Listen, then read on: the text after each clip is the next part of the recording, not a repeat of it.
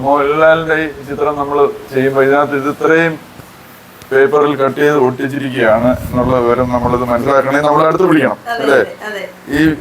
ഈ വീതിയിൽ, അതായത് ആ ചിത്രത്തിന്റെ ആ കാണിച്ച പേപ്പറിന്റെ ഈ വീതിയിൽ ഇതെല്ലാം ഒട്ടിച്ചിട്ടുണ്ട്. ഇതിന് പേപ്പറിനകത്ത് കളറൊന്നും ചെയ്തില്ല, കളറുള്ള പേപ്പർ ഒട്ടിക്കാന്നുള്ളത്. അതേത് പേപ്പറുകൾ ഞാൻ ചുറ്റി ഒട്ടിച്ച് ഇതിന് ക്ഷമയൊക്കെ വേണം. ഇത് കുടുംബജീവിതത്തിലാണ് വലിയ ഹെൽപ്പ് ചെയ്യുന്നുണ്ടോ ഈ ക്ഷമ?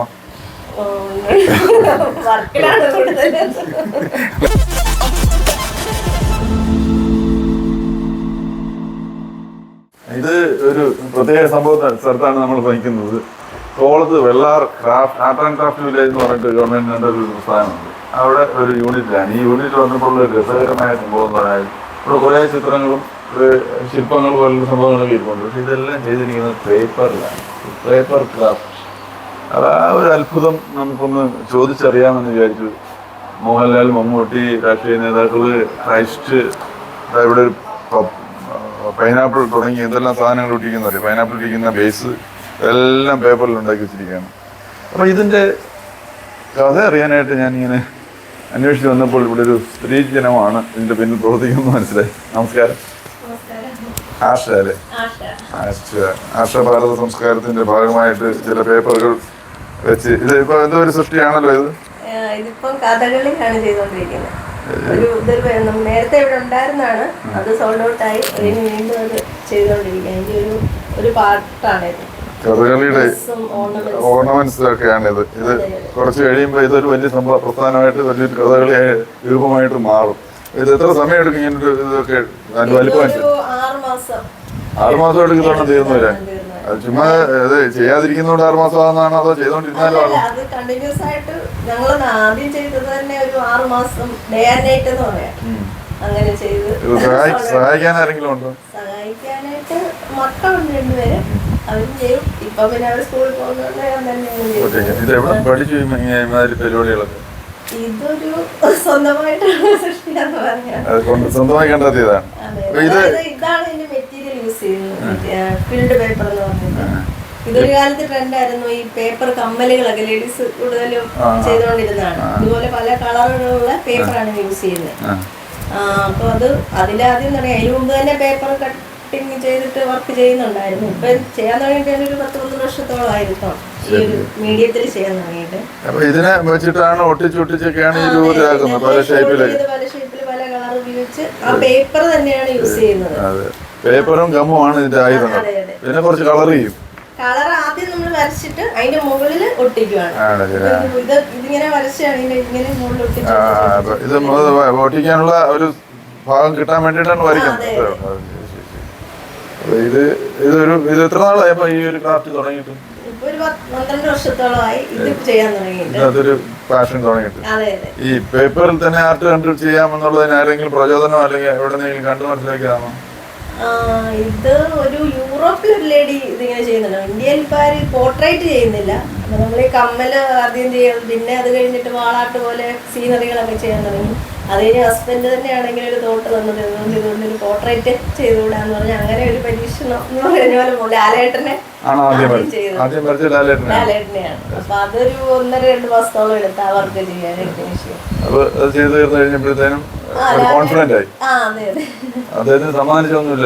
ഇല്ല, ലാലേട്ടൻ ഓൾറെഡി കണ്ടു, വീഡിയോ കോളിലും കണ്ടു. ജസ്റ്റ് ഇവിടെ വന്ന് ഒരു ദിവസം കണ്ടിരുന്നു. ലാലേട്ടന് കൊടുക്കാൻ വേണ്ടി നമ്മളൊന്നും വേറൊന്നും ചെയ്ത് വെച്ചിട്ടുണ്ട്. ഈ പേപ്പറുകളോടുള്ള ഇഷ്ടം പണ്ട് പഠിക്കുന്ന സമയത്തുണ്ടോ? ഞാന് ആർട്ടിസ്റ്റാണ്, മനോരമ ആർട്ടിസ്റ്റായിട്ട് വർക്ക് ചെയ്യായിരുന്നു. പിന്നെ ഗ്രാഫിക് ഡിസൈനിങ് ഫീൽഡിലായിരുന്നു കുറച്ച് വർഷം. പിന്നെ ഇതൊരു പാഷനായിട്ട് ചെയ്യാൻ തുടങ്ങി. മീഡിയം പേപ്പറായിട്ട് എടുത്തത് പിന്നീടാണ് അല്ലേ? പിന്നീടാണ്. അതെ, ഇതെല്ലാം ഈ പേപ്പറാണ്. ബൈക്കും പേപ്പർ ബൈക്കാണ്. എന്റെ മോൻ ചെയ്തതാണ്. മോൻ ചെയ്തു? അതെ, ഇതിനകത്ത് പങ്കുണ്ട്. അതെ, അവൻ 8ാം ക്ലാസ്സിൽ വെച്ച് ചെയ്ത വർക്കാണ്. പ്രോജക്റ്റുമായിട്ട് വല്ല ബന്ധപ്പെട്ട് ചെയ്തതാണോ? എല്ലാ ഡീറ്റെയിലും ഉണ്ട്. കംപ്ലീറ്റ് ഡീറ്റെയിൽസ് അതിനകത്തുണ്ട്. വെറുതെ ഒരെണ്ണം ഉണ്ടാക്കി വെച്ചിരിക്കുകയല്ല. എല്ലാ പൈപ്പുകളും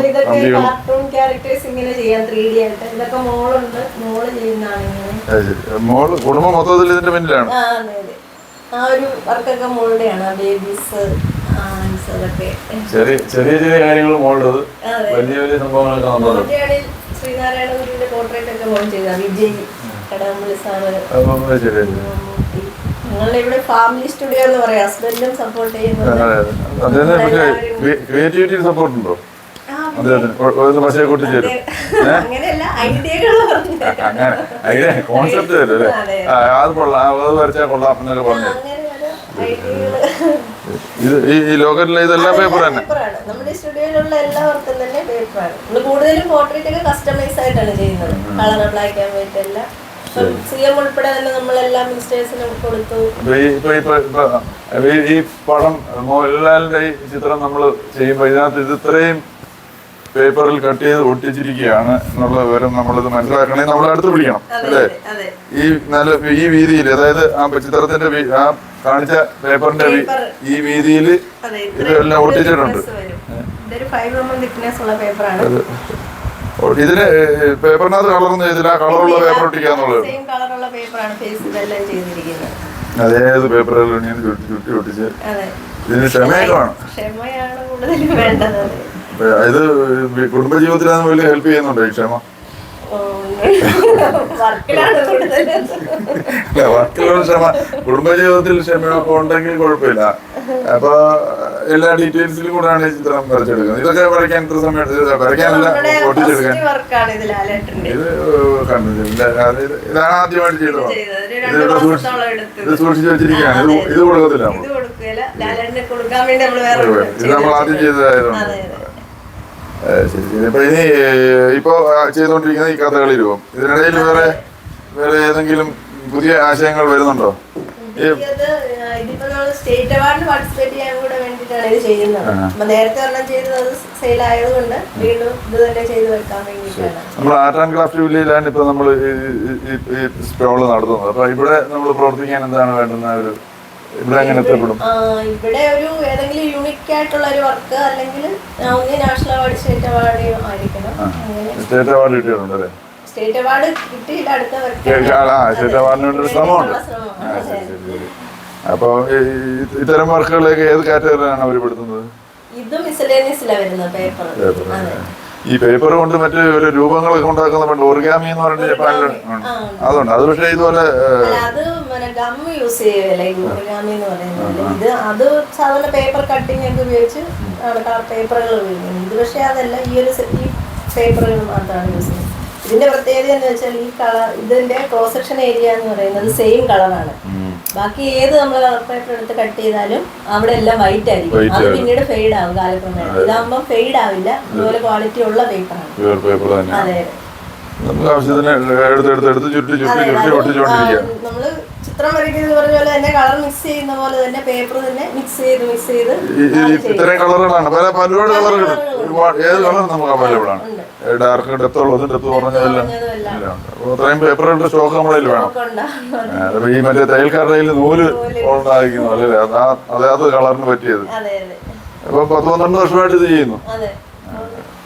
ഇത് ഇവിടെ നമുക്ക് സെയിലുണ്ട്. ചിലപ്പോ ചെയ്ത് കൊടുക്കാം, അവര് ഓർഡർ ചെയ്ത് കൊടുക്കാം. പിന്നെ അല്ലെങ്കിൽ ഇരിക്കുന്നത് വാങ്ങിച്ചോണ്ട് പോകുന്നവരുണ്ട്. അപ്പൊ ഇതിനെ ഒരു മേഖലയായിട്ട് ഇത് ആരെങ്കിലും മക്കളല്ലാതെ വേറെ ആർക്കും ഇത് പറഞ്ഞു കൊടുക്കുകയോ താല്പര്യം കാണിച്ചില്ല. ഇത് ചെയ്യണം, അല്ലാതെ സ്വിച്ച് ഇടുമ്പോ സാധനം വരില്ല അല്ലേ? അവർക്കൊരു ടേസ്റ്റ് ഉണ്ട്.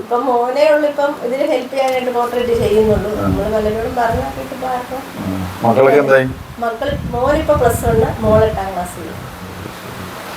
അപ്പോ ഈ പേപ്പർ വർക്കിന്റെ ഒരു ഇത് പേപ്പർ അല്ല, നൂല്, അങ്ങനെ എന്തെങ്കിലും മീഡിയത്തിലൊക്കെ ഇതെല്ലാം ചെയ്യാം. അങ്ങനെ ചെയ്യുന്നവരൊക്കെ ഉണ്ട്. പക്ഷെ പേപ്പറിൽ ഇന്ത്യയിൽ ഇപ്പൊ ഒരാൾ മാത്രമേ ഉള്ളൂ എന്ന് വേണമെങ്കിൽ പറയാം. യൂണിക്കായിട്ട് നിൽക്കുന്ന ഒരാളാണ്. അത് ചില്ലറ സംഭവമല്ല. നമ്മൾ സ്വദേശം പറയുമ്പോൾ കൃത്യമായിട്ട് സ്ഥലം തിരുവനന്തപുരത്ത് എവിടെയാണ്?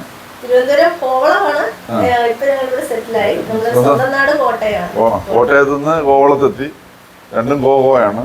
അവിടെ നിന്ന് കുറച്ചുകൂടെ നാഷണൽ ലെവലിലേക്കുള്ള വേറെ ഏതെങ്കിലും കോയിലേക്ക് എത്തുക എന്നുള്ളതാണ് ഉദ്ദേശം അല്ലേ ഈ ജോലി പ്രവർത്തിയിലൂടെ. അപ്പോൾ ഇത് ഇതിനേക്കാൾ ഇപ്പോൾ ചെയ്തുകൊണ്ടിരിക്കുന്നതിനേക്കാൾ നല്ല ഗംഭീരമായിട്ട് ചെയ്യാനുള്ള അവസ്ഥ ഉണ്ടാവട്ടെ എന്ന് ഞങ്ങൾ ആഗ്രഹിക്കുകയാണ്, പ്രാർത്ഥിക്കുകയാണ്. ഞങ്ങൾക്ക് എൻ്റെ യാത്രയിൽ കാണുന്ന ഈ നല്ല കാഴ്ചകൾ പ്രേക്ഷകരിലേക്ക് എത്തിക്കുക എന്നുള്ളതാണ്. നിങ്ങൾക്ക് അതൊരു നല്ല അനുഭവമായിരിക്കും. ഈ വെറുതെ വീട്ടിലിരുന്ന് വീട്ടമ്മമാർ പലരും പറയും ഒന്നും ചെയ്യാനില്ല, സമയം കിട്ടുന്നില്ല എന്ന് പറയുന്നവരാണ് കൂടുതൽ. എന്തിനാണ് സമയം ഉപയോഗിക്കുന്നില്ല എന്ന് പറയുന്നതാണ് വാസ്തവം. കിട്ടുന്ന സമയത്ത് ഇതുപോലെ ക്ഷമയോടുകൂടി കുറച്ച് പേപ്പർ എടുത്ത് വെച്ച് അരിച്ചും മറിച്ച് വെക്കാൻ ഒട്ടിച്ച് നോക്കുക. എന്തെങ്കിലും രൂപ ആകുന്നെങ്കിൽ നമുക്ക് അതിനെ ഒരു ക്രാഫ്റ്റായിട്ട് നമുക്ക് മാറ്റാം. അപ്പോൾ നമ്മുടെ ഒരു ക്രിയേറ്റിവിറ്റിയും നമ്മളുടെ ഒരു ഭാവനയും ഒക്കെ ഉണ്ടാവാനായിട്ടുള്ള ശ്രമം നമ്മളെല്ലാവരുടെയും ഭാഗത്തുനിന്ന് ഉണ്ടായാൽ അത് നമ്മുടെ സമൂഹത്തിന് പുതിയ പുതിയ ആശയങ്ങളും പുതിയ പുതിയ സൃഷ്ടികളിലൂടെയും നമുക്ക് എത്തിക്കാൻ പറ്റും. ആശയെ പോലുള്ള വീട്ടമ്മമാർ വെറും വീട്ടമ്മയായിട്ട് ഒതുങ്ങിക്കൂടി വീട്ടിലിരുന്ന് ഭർത്താവിൻ്റെ ശമ്പളം കൊണ്ട് അരി വെച്ച് കഴിച്ച് അവിടെ കഴിഞ്ഞു കൂടുന്നതിനേക്കാൾ എത്രയോ ഗംഭീരമായി കാര്യങ്ങൾ ചെയ്യും. പിന്നെ അദ്ദേഹത്തിന് നല്ലൊരു സപ്പോർട്ടുണ്ട് ഈ കാര്യങ്ങളിലൊക്കെ. അതെ അതെ. അപ്പോൾ ഏതായാലും ഈ കാര്യങ്ങളൊക്കെ ഗംഭീരമായിട്ട് നടക്കട്ടെ. ഇനിയും കൂടുതൽ സൃഷ്ടികൾ ഉണ്ടാക്കാൻ കഴിയട്ടെ. Thank you. അപ്പോൾ നമ്മുടെ യാത്ര ഇങ്ങനെ തുടർന്നുകൊണ്ടിരിക്കും. ഇപ്പോൾ കോവളം നമ്മൾ പോകാറുന്ന് വന്ന് കോവളം എന്ന് പറഞ്ഞ് വെള്ളാർ ഒന്ന് കയറിക്കളയാന്ന് വിചാരിച്ചപ്പോഴാണ് ഇത് കണ്ടത്. ഇനി ഇവിടെ കുറേ കാഴ്ചകളുണ്ട്. നമ്മൾ പതുക്കെ അതിലേക്ക് കിടക്കാം. നിങ്ങൾ കാണാൻ മറക്കരുത്. നാളെ കാണണം. ഓക്കെ.